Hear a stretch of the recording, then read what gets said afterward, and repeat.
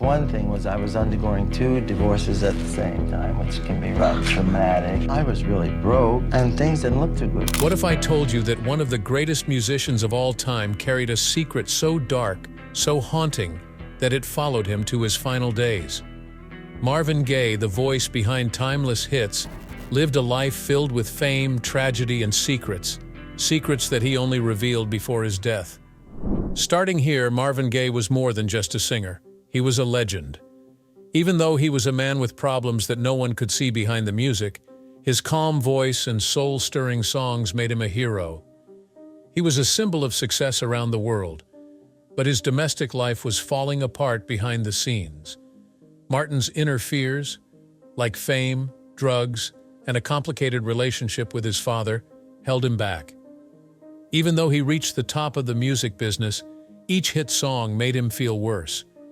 Even though the demands of fame and the shadow of his past made his life hard at times, there were also many happy times. Over time, Marvin pulled away and talked about things that upset even people close to him. He felt like something bad was coming. In his last days, he told a terrible secret that he had been keeping for years. This made his demise seem very likely. But we need to know about his life before we can understand what he said. The songs What's Going On and Sexual Healing, which Marvin Gaye sang, are what most people remember him for.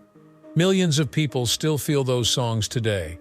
Even though his songs were full of feeling, strength, and passion, the man who wrote them was fighting problems that would shape his life in ways most people couldn't even imagine. Even though Marvin was kind and generous beyond the fame and attention, he had mental scars that he could never fully get rid of. Marvin Gaye's rise to fame was something that everyone knew about. He was born in Washington, D.C. in 1939 and grew up in a place that wasn't really good for doing well. Still, there was no doubt that he was very talented. His singing could make people cry, and he commanded attention on stage. He quickly became one of Motown's best artists, writing songs about love, sadness, and social justice. But the worry that went along with his rising star also got worse. Marvin felt very heavy when he thought about the greatness that many people dream of. Marvin Gaye Sr., his angry and crazy father, had a mixed relationship with him. Marvin had a very holy and strict home life, and his father's bad behavior made his childhood very confusing and scary. He had a past of violent outbursts, and his father would often lash out at Marvin, making him feel bad, inadequate, and undeserving. Marvin was greatly hurt by this ongoing conflict, and it would follow him into adulthood. As Marvin got better at life, the scars from his youth never fully healed. This changed Marvin's view of himself because he still couldn't get his father's love and support. He lost some of his worth. At first glance, he seemed to have it all: fame, money, and respect. But Marvin was a man who was at war with his own thoughts on the inside. Marvin used drugs, mostly cocaine, to deal with the pain and stress of being famous. In the beginning, it was a way to escape and dull the pain of mental scars that were too deep to heal. But what began as a short escape quickly turned into something much worse. Marvin got a short-term high and a short-term sense of comfort from cocaine, but it also led him deeper into addiction. During long recording sessions and to deal with the emotional weight of his personal life, he turned to drugs. It made him depend on it more, though, so he drank more of it. Marvin's drug use started to affect his work and music, so it wasn't just a personal fight for him. He used to have a smooth, soulful voice, but it got rougher over time, and his shows became less reliable. Fans who really liked the artist started to notice that something wasn't right. His music was so appealing because of its energy and emotion, but those qualities started to fade. They didn't see the strong, sure-of-himself artist they knew. Instead, they saw someone who was weakening and shaking. Along with his addiction, the demands of being famous were slowly hurting his health and job. Still, many people didn't know that Marvin's songs had always been about his inner struggles. Songs like What's Going On were full of social and political issues, but they also talked about Marvin's own personal problems. During the 1970s, Marvin's songs became more and more introspective, going into great detail about pain, self-doubt, and conflict. His 1978 album, Here My Dear, was a clear reflection of his own problems. There were also honest, emotional songs on the record about Marvin's broken marriage to his first wife, Anna Gordy, as well as his inner struggle with himself. It was an attempt that came from being hurt, angry, and frustrated in many ways. As Marvin's songs got darker, so did his personal life. It was harder for him to hide his problem, and he realized he was stuck in a cycle that was killing him. But he kept trying to make songs even though he was hurting. He put everything he had into his work because it helped him deal with feelings he couldn't put into words in any other way. His songs saved him and helped him deal with the sadness in his life. Even if it was only for a short time, it was the only place he felt truly himself.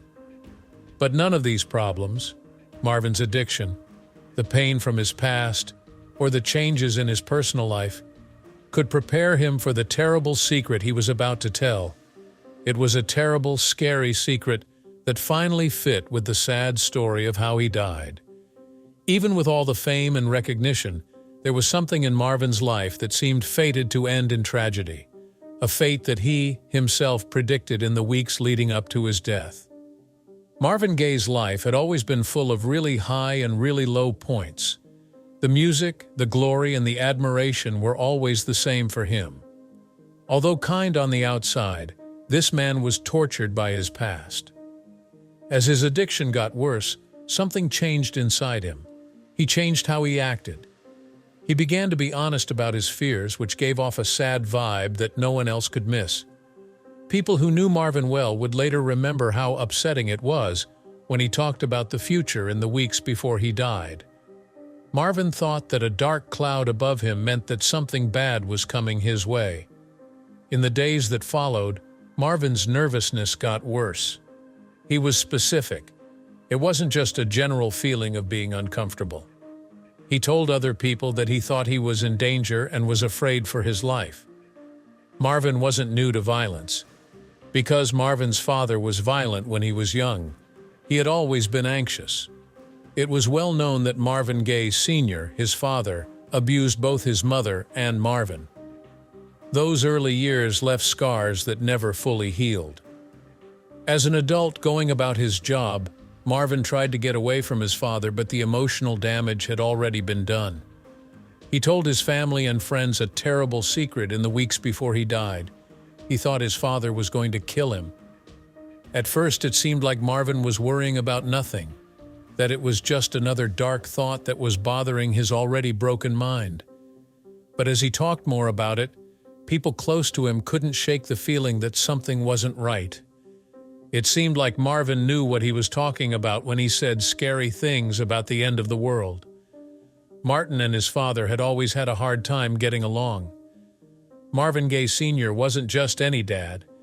He was a very angry man with a bad past. His attacks on Marvin had been both vocal and physical. It made her feel bad. Marvin's early years were marked by emotional abuse, and as he got older, he tried to stay away from the person who had caused him so much pain. No matter how hard he tried, his father's shadow hung over him like a big cloud. Marvin could not be protected by his wealth or fame from the terrible truth of his childhood. It was like the violence he had seen as a child had become part of his DNA. In one of the scariest times of his life, Marvin told his friends that he thought his dad was planning something terrible. He couldn't explain why he was so anxious, but it took over his life. Not just anxiety, but a strong, unsettling belief that something bad was going to happen that he couldn't stop. He seemed to know that the violence he had always lived with would finally get to him. On more than one occasion, Marvin had been faced with the idea that his father might be violent. Marvin had tried to run away after something that made his father very angry. At one point, he even tried to cut all ties with his father to get away from the person who had made his life so hard. No matter how hard Marvin tried, his past would always hold him back. It seemed like his father could never get away from his anger, no matter how famous or well-known he became. In the end, it looked like Marvin had accepted the terrible truth that he would never be free from the violence that had been a part of his life. Over the next few days, Marvin's nervousness kept getting worse. His friends and family started to notice that he was becoming more distant and stressed. He wasn't the sure-of-himself charming artist they knew. Instead, he was an anxious man who thought his past was going to swallow him up. The feeling of impending doom was so strong that it seemed almost impossible to deny. Marvin's prediction, his terrifying secret, was beginning to look less like a paranoid thought and more like a cruelly accurate vision of the future.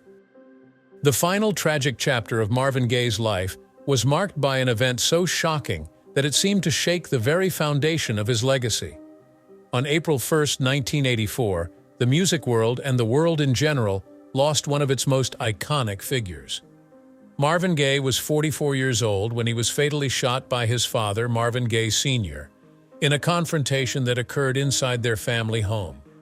The event, which played out behind closed doors, would ultimately mark the end of a troubled and complicated relationship, and the end of a man's life who had once been one of the brightest stars in the music industry. The circumstances surrounding Marvin's death are chillingly tragic. On that fateful day, a heated argument between father and son erupted, the tension between them reaching its breaking point.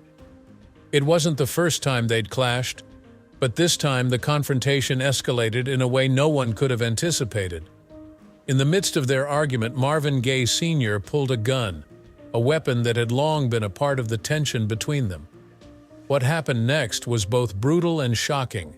Marvin was shot. The gunshot fired by his father would be the last sound Marvin ever heard. Marvin's death shocked everyone who knew him, and it reverberated throughout the world. His music had touched millions, and his influence was felt in every corner of the entertainment industry.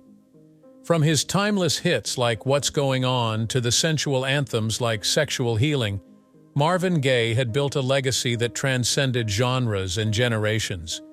To lose him in such a violent and tragic manner felt almost incomprehensible. But what made his death even more heartbreaking was the fact that in the days leading up to it, Marvin had shared his fears with those close to him. He had expressed that he believed his father might kill him, and unfortunately, that fear became a horrifying reality. Marvin had been living with a constant sense of dread, aware of the violent history of his father, a man who had long been a source of pain and trauma in his life. Marvin's relationship with his father was complex and fraught with tension, but it had reached a boiling point in the months before his death.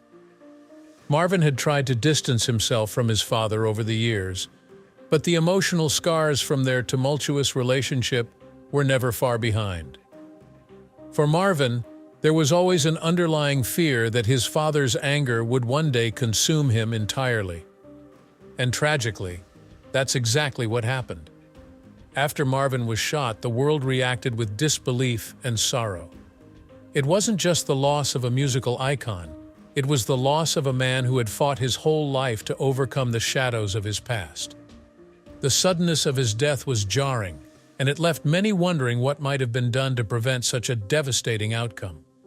Questions began to surface about whether anyone could have intervened, whether Marvin's deep psychological scars could have been healed, or if the pattern of violence and trauma that had defined his early life was simply too much to overcome. What happened in the hours and days following Marvin's death was as tragic as the event itself. As news of the shooting spread, friends, family, and fans were left to try to make sense of it all. For those who knew Marvin well, the fact that he had predicted his own death seemed surreal. It was as if he had somehow seen the future, and his chilling words about his father's violent tendencies now seemed like an eerie foreshadowing of the inevitable. In the aftermath of his passing, many reflected on how much Marvin had endured throughout his life, and how his battles with addiction, depression, and his fractured family had shaped the man he had become. In the days following the shooting, it became clear that Marvin Gaye Sr. was responsible for the fatal shot that had taken his son's life. The details of the confrontation were still unclear, but it was reported that the argument had turned violent, with Marvin Sr. allegedly shooting his son in an emotional outburst. It's difficult to comprehend how the man who had once brought Marvin into the world could also be the one to take him out of it.